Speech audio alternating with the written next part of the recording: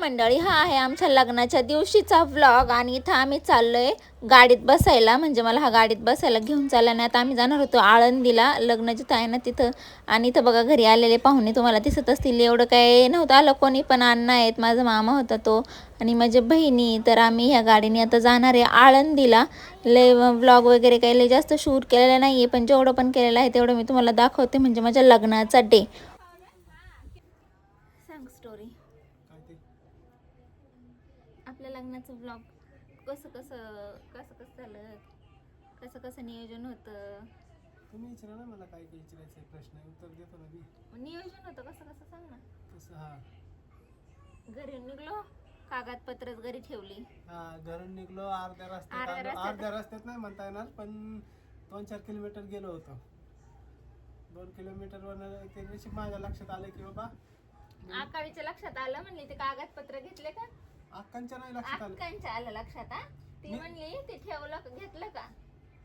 अजून नाही तिला विचार. मी नाही, ती म्हणली. मग मी म्हणलं हिच्याकडे होतं. तो म्हणलं मी तिथे ठेवलं, तुम्ही घेतलं नाही का? आठवते का? हा, मग पण सगळ्यात आधी माझ्या लक्षात आलं होतं की बाबा ती पिशवी घेतली का होतं मी. म्हणली आकाडी होती. मग ते ठेवलं माग. मग आलो परत आणि मग गेलो. हेच काही शूट केलेलं नाही तुम्ही. आता आम्ही घरून निघतो ना तेवढं शूट केलं होतं. तिथून तर डायरेक्ट आळंदीत पोहोचलो. मंगल कार्यालय पण सापडत नव्हतं आणि बिचाऱ्याने शोधलेलं होतं तर काही सापडलंच नाही. मग नंतर ना बरं सापडलं. मी तर अशी कॉन्शियसच होते, मला काही सुधरतच नव्हतं. मला इतकी गाडीने ना कसं तरी झालं होतं. एक तर खाऊन पिऊन असल्यामुळं मला बहुतेक जास्त हे झालं. कारण मी गोळी खाल्ली होती, पण खाल्लं पण होतं ना त्या दिवशी सकाळ. आणि दुसऱ्या दिवशी जेव्हा आपण येताना मी काहीच खाल्लं नव्हतं सकाळी. बघ डायरेक्ट तशी झाली होती.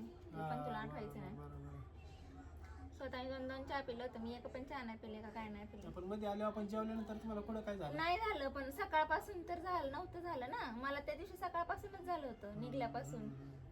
तर त्याच्यामुळं ना काय व्लॉग निघल्यापासूनचा मंगल कार्यालयापर्यंत पोहोचण्यापर्यंतचा काहीच व्लॉग शूट केला नाही. त्यानंतर मग मंगल कार्यालयात गेलो ना, तिथपासूनचा ब्लॉग शूट केलेला आहे. तर आता मी तुम्हाला इथं पुढे दाखवते. मग आम्ही तिथं गेलो, मग रजिस्ट्रेशन वगैरे केलं. इथं आम्ही रजिस्ट्रेशन करतोय आणि मग रजिस्ट्रेशन वगैरे केलं. तर तिथं ना 2च लोक म्हणजे पळून आलेल्यांचे जे लग्न होतात ना ते मंगल कार्यालय होते तिथं. म्हणजे 3 माणसं आणि 2 नवरा नवरी 5च. तर आम्हाला जरा आमचे पाहुणे रावळे होते ना सगळे, त्याच्यामुळे मग आम्हाला दुसरं हे पाहिजे होतं, दुसरं हॉल पाहिजे होता. मग आम्ही तिथून दुसरीकडे गेलो. तर मग आता आम्ही इथं तर आलो होतो, म्हणजे रजिस्ट्रेशन करायला आलो होतो. पण ना जे साक्षीदार असतात ना तेच आमचे आले नव्हते. म्हणजे त्यांची गाडी अजून मागच होती आणि आम्ही दोघं आणि माझ्या बहिणी वगैरे आम्ही सगळे पुढे आलो होतो. माझे चुलते वगैरे पण होते, पण त्यांचं काही फायदा नव्हता. कारण रजिस्ट्रेशनचे जे डॉक्युमेंट्स आम्ही आणले होते, म्हणजे जे साक्षीदार होते त्यांचे डॉक्युमेंट्स जे आणले होते ती माणसंच इथं आले नव्हती. मग आम्ही तेच इथं थांबलो होतो. म्हणजे मग त्यांना म्हटलं थांबा.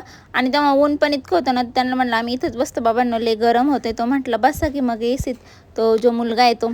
तर तिथं ना लव्ह मॅरेज वगैरे असं पळून जाऊन वगैरे तुम्ही करू शकता, म्हणजे असं काहीतरी ते आहे तिथं.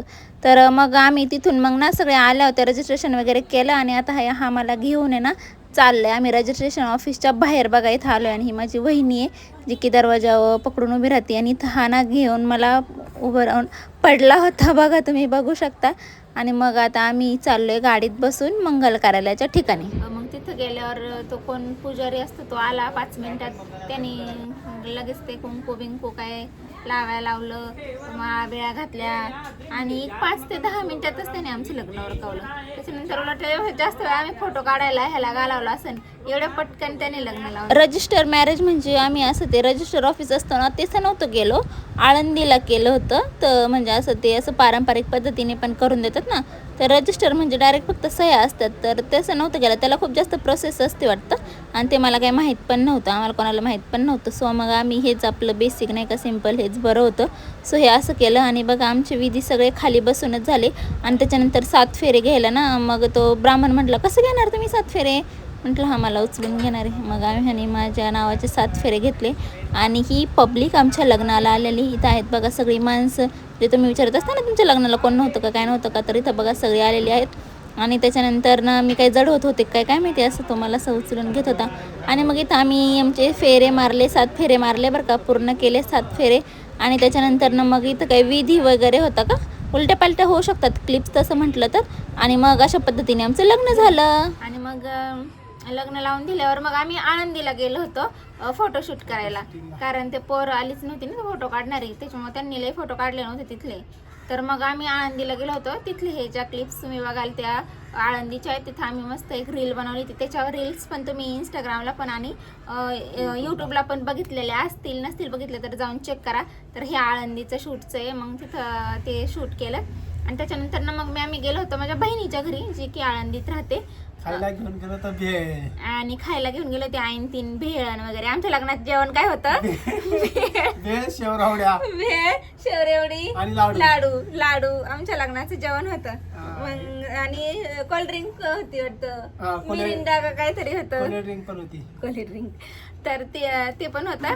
मग तेवढं जेवलं बिवलं, खाल्लं बिल्लं आणि मग आम्ही तिथं थोडा वेळ आराम केला. बाकीचे पाहुणे तिथून म्हणजे काही तिथूनच गेले कार्यालयातून, काही आले होते आमच्या घरी, जे की बाकीचे होते, ती गाडी वगैरे होती आमची, ती तिथं आले होते सगळे, माझ्या बहिणीच्या घरी जमले होते सगळे.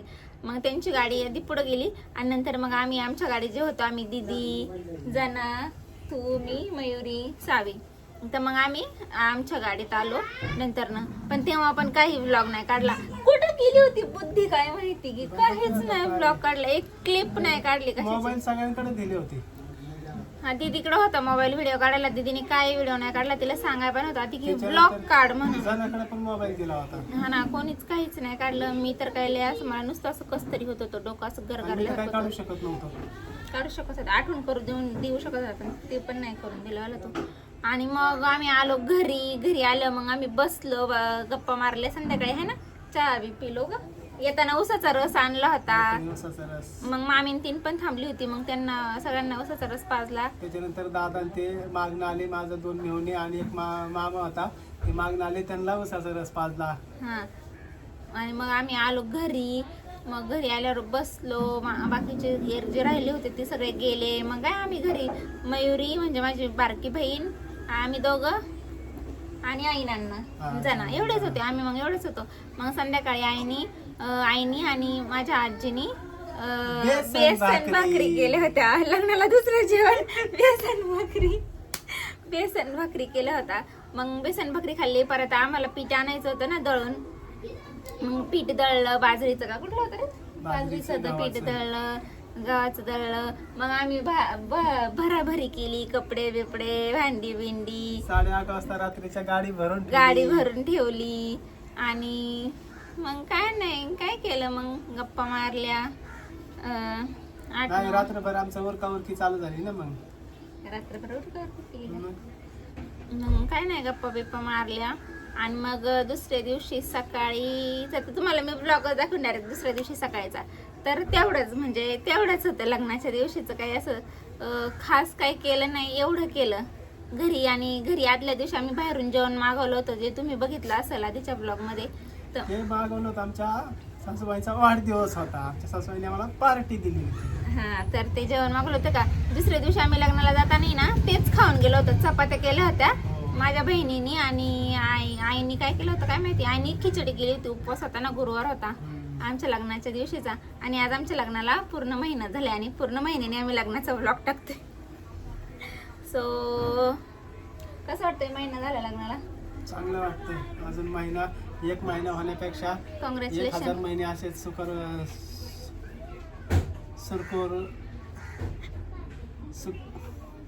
जल्दी बोलो, कसं पण निकलना है. 1 महिना 1000 महिने असे सुखरूपात जावं. सुखरूपात कोणता शब्द आहे?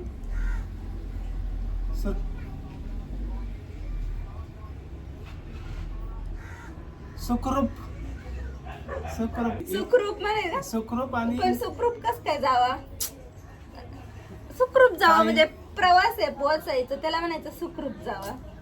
असे निर्विघ्न पार पडो असं म्हणायचं होतं. थोडं काय. आणि नेमकं तेच मला काही शब्द आहे ना उच्चारता येत नाहीयेत, तेच मी उच्चारायचे असतात. जी साधा सिंपल नाही, जे अवघड आहे तेच उच्चारतो मी. हे घ्यायचंय ब्लॉग मध्ये. नथी घेणार आहे मी नको. घेणार आहे झालंय का पार्टी एवढा बस झाला